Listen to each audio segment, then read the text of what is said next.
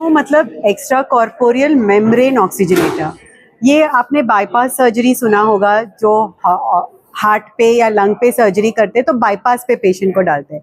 अभी ऐसी सुविधा हो गई है कि ये बाईपास छोटे मशीन में हम आईसीयू में चला सकते हैं, इंटेंसिव केयर में, जब पेशेंट का लंग या हार्ट सडनली फेल हो जाए। आपने कोविड के टाइम पे सुना, बहुत सारे लोग थे जिनका लंग पूरी तरह फेल हो गया था, लेकिन वेंटिलेटर से भी कोई सुधार नहीं हो रहा था। तभी हमने इन पेशेंट्स को एक्मो पे डाल दिया। तो एक्मो बॉडी के बाहर लंग का काम करके वो पेशेंट को ना ही सिर्फ जिंदा रख सकता है, मतलब पूरी तरह रिहैबिलिटेट भी कर सकता है। वो पेशेंट बैठ के चेयर में खाना खा रहा है, लेकिन क्या इंतजार कर रहा है कि लंग ठीक हो जाए। 50% पेशेंट या 60% पेशेंट में लंग्स फाइनली ठीक हो जाते हैं, क्योंकि ये ऐसी बीमारियां हैं जिनको सिर्फ टाइम लगता है ना।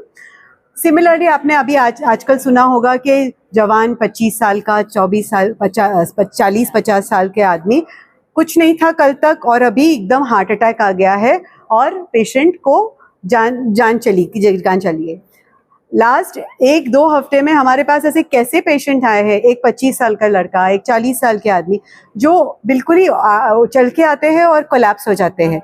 उनको क्या होता है? हार्ट अटैक की बीमारी, अभी उसकी कोई उम्र नहीं रही। ऐसे पेशेंट को हमने डायरेक्टली एक्मो पे डाल दिया, क्योंकि ये एक्मो हार्ट लंग मशीन है, तो वो हृदय का काम करके बॉडी के सब पुर्जों को जिंदा रखता है, जब तक कि हम ये पेशेंट के हार्ट पे ऑपरेशन या एंजियोग्राफी नहीं कर सकते।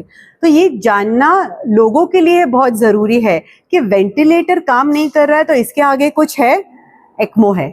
अगर हार्ट फेलियर हो गया है और पेशेंट का सब पुर्जा बंद हो रहा है क्योंकि हार्ट काम ठीक से नहीं कर रहा है, तो क्या कर सकते हैं?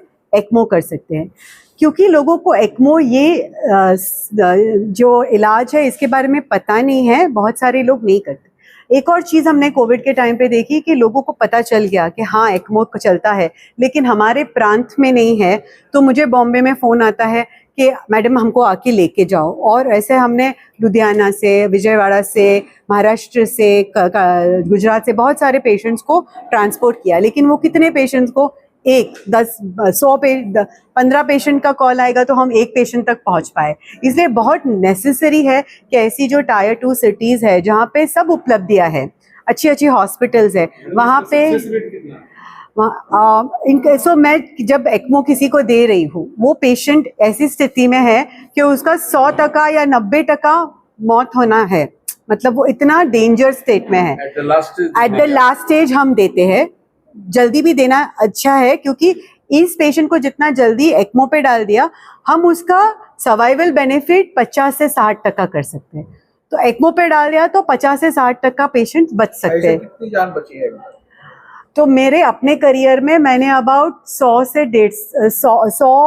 लगभग 100 पेशेंट्स इंडिया में किए हैं, 40 पेशेंट्स सिंगापुर में किए हैं, और हम ये सब पेशेंट्स को एक डेटाबेस में डाल के उसका डेटा रखते हैं।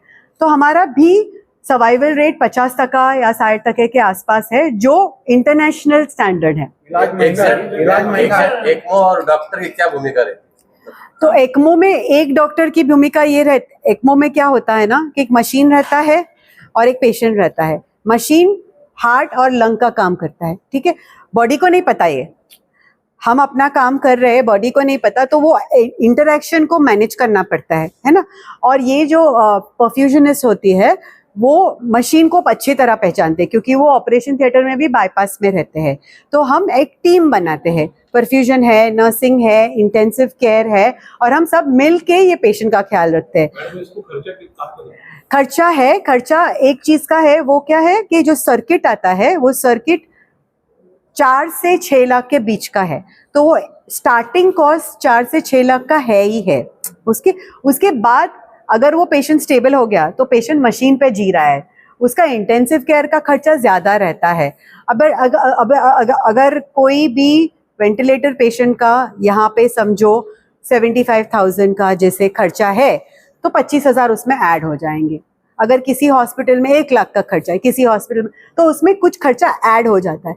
अगर मैं बॉम्बे में बैठ के यहाँ का इलाज कर रही हूँ तो यहाँ पे खर्चा कम होगा, बॉम्बे में ज्यादा होगा, समझे। तो ये जिम करते वक्त जो है कोलैप्स भी हो रहे हैं नौजवान।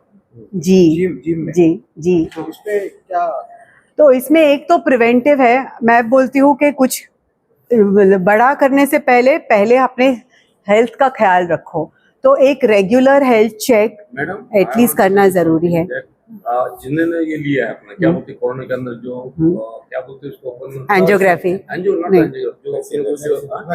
वैक्सीन।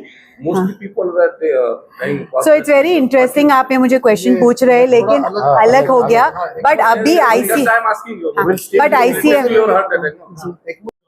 एक्चुअली इंडिया जब मैं जब सिंगापुर से आई 2017 में, तो इंडिया में कोई एक्मो नहीं हो रहा था। तभी आपको याद होगा जयललिता का एक्मो हुआ था, और वो भी कुछ लोगों को अच्छा नहीं लगा था क्योंकि वो अभी ऐसा हो गया है इसके बाद के कोविड के बाद के हर प्रांत में एटलीस्ट 10-12 हॉस्पिटल के पास एक्मो मशीन है, एक्मो करने की क्षमता है, और हम साथ में ट्रेनिंग करते हैं।